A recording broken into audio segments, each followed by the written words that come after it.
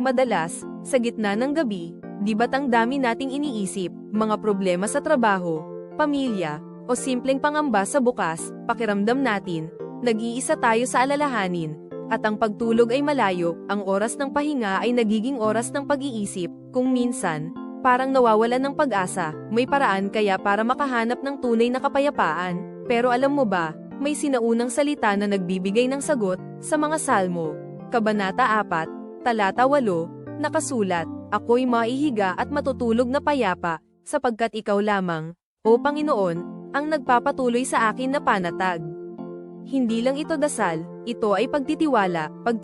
na kahit anong mangyari, may makakapitan, mensahe ito ng pagmamahal mula sa Kanya, nagsasabing, hindi ka nag-iisa, kaya naman, sa bawat gabi na mahirap matulog, alalahanin natin ang pangakong ito, ang kapayapaan ay hindi lang kawalan ng problema, kundi ang presensya ng Diyos sa gitna ng mga ito, ibigay natin sa Kanya ang lahat ng alalahanin, sa Kanyang pagmamahal, makakahanap tayo ng payapa at matulog ng mahimbing, naway ang Kanyang pag-ibig ang maging kumot mo sa gabing ito. Amen.